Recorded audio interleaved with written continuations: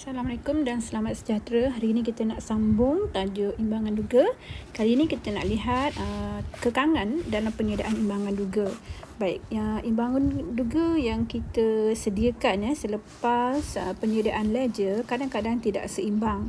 Kalau tak seimbang, kita tahu bahawa terdapat kesilapan. Mungkin kita salah kira, mungkin debit tak sama dengan kredit. Sebab itu imbangan duga tak seimbang. Tapi jika imbangan duga seimbang, adakah imbangan duga tu betul? Jadi kita mungkin melakukan kesilapan. Itu adalah kemungkinan yang kita tak boleh tolak. Imbangan duga mungkin ada kesilapan. Jadi kesilapan ini kita panggil kesilapan tidak ketara. Kita memang tak nampak, tak jumpa sebab imbangan duga akan seimbang. Baik, kita lihat apakah sebab yang menyebabkan imbangan duga ini seimbang tetapi mempunyai kesilapan. Satu ialah kesilapan amount. Kita lihat apa itu kesilapan amount.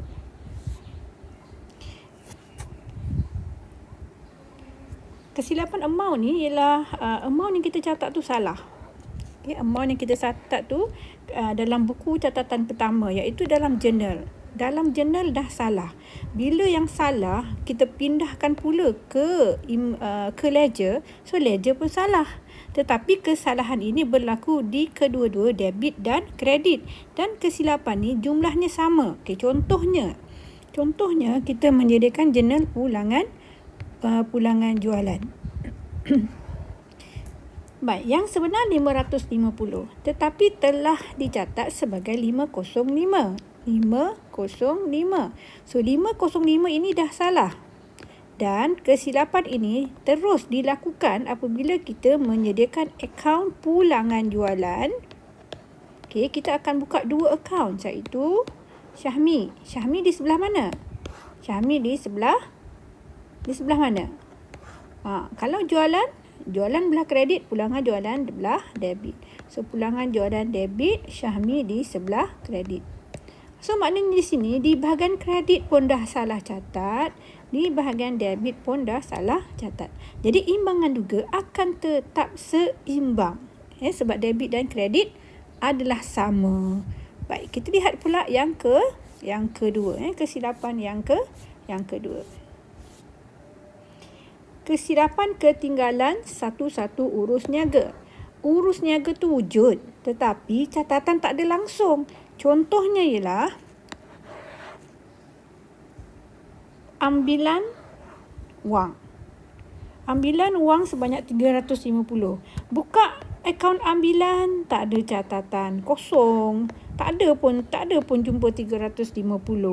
Buka akaun tunai, dalam buku tunai pun tidak ada mengatakan duit 350 dah keluar. Jadi imbangan duga akan tetap seimbang. Kesilapan yang ketiga, kesilapan terbalik atau songsang. Apa maksudnya? Debit di kredit, debit bertukar menjadi kredit dan kredit menjadi debit.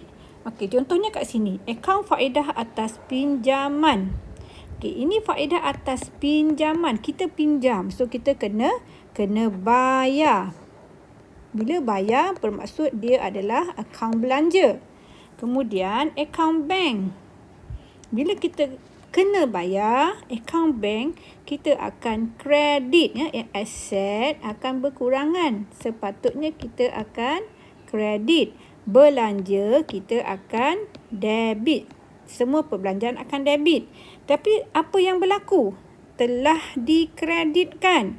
So faedah atas pinjaman yang sepatutnya ialah belanja telah dikreditkan dan dalam akaun bank pula telah didebitkan. Ada debit, ada kredit. Debit sama dengan kredit. Jadi imbangan duga akan seimbang. Seterusnya kita lihat yang keempat. Kesilapan komisen. Komisen apa tu? Yang ini pula. Sistem catatan berguda tak ada masalah. Tidak ada masalah. Tetapi yang bermasalah ialah akaun perorangan dia. Okey, namanya hampir-hampir sama, Rosidah dan Roshidah. Baik, apa yang telah dibuat? Telah direkod dalam Rashidah. Buka akaun Rashidah. Okey, jumpa 2,000. Buka akaun Rosidah, tidak ada. Sedangkan apabila berlaku jualan kepada ABT, okey, jadi Rashidah akan Rashidah ke Rosidah. Jadi Rashidah telah didebitkan, tetapi Rosidah tidak ada catatan. Dan satu lagi akaun apa? Akaun jualan. Akaun jualan tak ada masalah. Yang ini memang kosong. Akaun jualan tidak ada masalah, betul. Dicatatkan di sebelah kredit. Tetapi yang salah apa? Namanya sahaja. Okey. Jadi ini adalah kesilapan commission.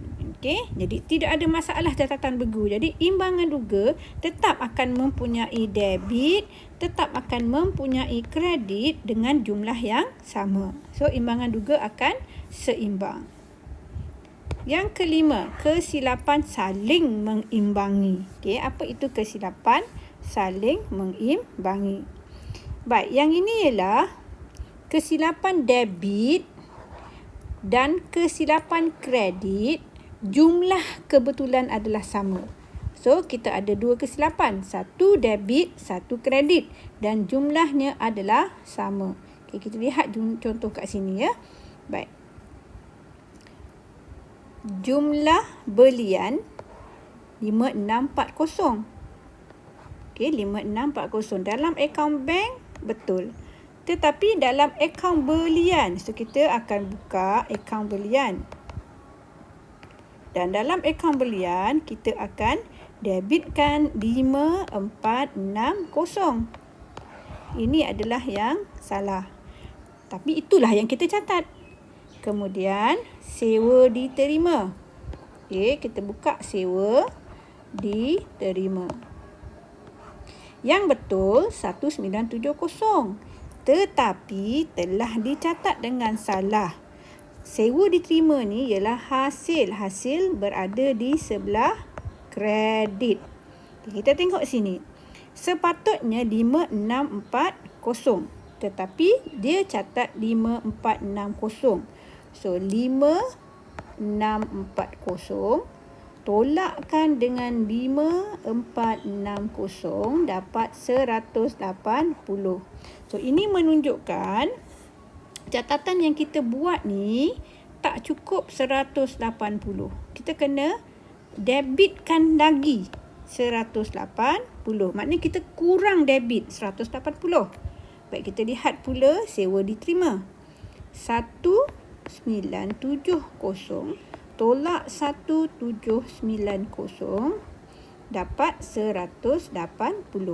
Maknanya 1790 ni tak cukup kita kredit. Kita kena kreditkan lagi 180.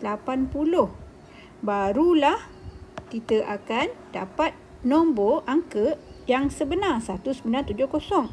Jadi saya ulang sekali lagi. Belian kena tambah di sebelah debit. Debitkan lagi 180. Sewa diterima, kreditkan lagi 150. Jadi yang belian pun tak cukup 150 di bahagian debit, sewa tak cukup 180 di bahagian kredit. So mereka saling mengimbangi, ya. Debit dan kredit ada salah. Okey, seterusnya. Itu yang kelima, kesilapan prinsip. Okey, yang keenam ialah kesilapan prinsip. Ni yang kelima tadi, ni yang keenam. Okey, apa itu kesilapan prinsip? Baik, kita lihat kesilapan prinsip ini apabila akaun yang telah dibuat tu dah salah status. Okey, dah salah, klasifikasinya dah salah. Okey, iaitu dari segi dia baik, akaunnya salah. Tapi dia patuh, catatan bergu tak ada masalah. Okey, jadi kita tengok sini. Satu ialah akaun belanja membaiki kenderaan. Satu lagi ialah akaun kenderaan. Okey, akaun baiki ni tahulah status dia ialah akaun belanja. Akaun kenderaan ini ialah akaun aset. Kita belajar abe leha abe. So abe dia akan mempunyai catatan di sebelah debit. Bila belanja berlaku, kita debit. Bila aset bertambah, kita debit. Belanja bertambah debit, aset pun debit. Jadi tak ada masalah. Okay? Yang salahnya ialah nama akaun tu salah, statusnya salah. Daripada akaun belanja, dia pergi catat dalam akaun aset, atau sepatutnya aset dia letak dalam akaun belanja. Okay? So dalam kes ni dia dah salah letak dalam akaun kenderaan. Okay? Sepatutnya dia ialah belanja, bukan aset. So, yang salah itu hanyalah dari segi nama akaun sahaja. Tapi kerana kedua-duanya debit, maka imbangan duga akan seimbang. Tak ada masalah. Tak ada isu tentang kredit. Kredit tak ada masalah. Yang masalahnya salah kat tempat debit sahaja. Okey, itulah pembetulan kesilapan untuk tajuk imbangan duga.